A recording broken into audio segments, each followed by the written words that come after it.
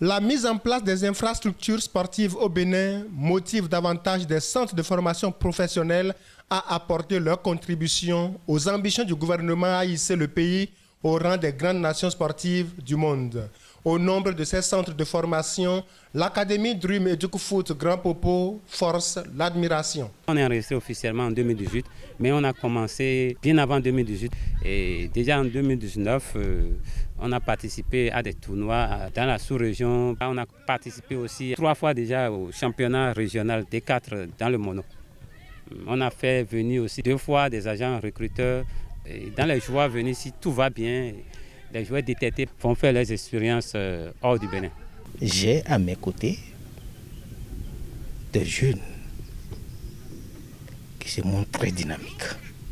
C'est ça qui m'a poussé à ne plus regarder derrière et pour les assister. La qualité de la formation fait beaucoup solliciter ce centre qui se voit malheureusement limité par les moyens. Il y a la détection qui est faite par le manager général. Il y a aussi les parents qui viennent vers nous. Mais vous voyez, on ne peut pas prendre tout le monde. Par exemple, cette année, on a juste besoin de 20 joueurs. On n'a pas encore un cadre vraiment large pour accueillir beaucoup d'enfants. On organise des détections aussi, des camps, pour voir un peu la qualité des enfants. Au-delà de la formation, ce centre entend faire de chaque pensionnaire un futur acteur de développement de sa localité. Chaque enfant vient d'un village, comme notre capitaine qui vient de Wassapenko. Dans sa tête déjà, il sait qu'il doit tout faire pour faire sortir son village de la pauvreté. Donc c'est notre objectif ça. On a des joueurs en première division, on a des joueurs qui vont signer des contrats pro d'ici là. Il y a de l'espoir, on est proche de la victoire, donc on ne peut pas abandonner. Et quand il s'agit de la jeunesse, aucun sacrifice n'est trop grand.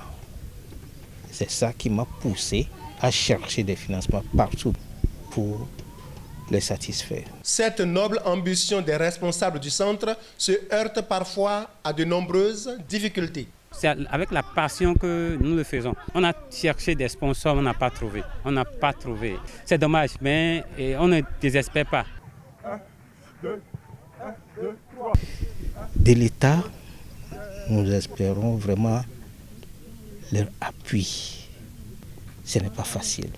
Et j'ai prié vraiment, franchement, à l'État de nous appuyer. Déjà, la qualité du travail qui se fait dans ce centre résonne au-delà de nos frontières. Notre académie a été invitée pour un tournoi international par l'organisation Challenge International Cup à Rabat. On aura pour ce tournoi 8 équipes.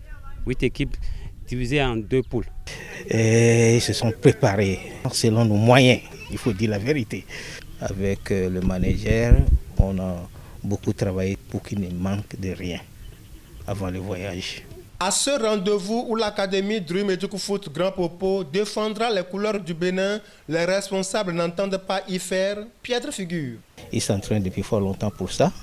Ils se sont préparés sérieusement. On a commencé la préparation à Cotonou, précisément sur notre site de Dekongbe. Là-bas, c'est dans le sable et on a fait une préparation physique, très physique là-bas. Depuis 2 semaines, on travaille sur le terrain synthétique de Grand Popo. L'ambition qu'on a, c'est de faire valoir ce qu'on fait dans l'ombre depuis, c'est de montrer à la face du monde la qualité de nos joueurs et de prendre la première place. Mes attentes, c'est tout simplement le succès. Oui, c'est ça la chose la plus importante.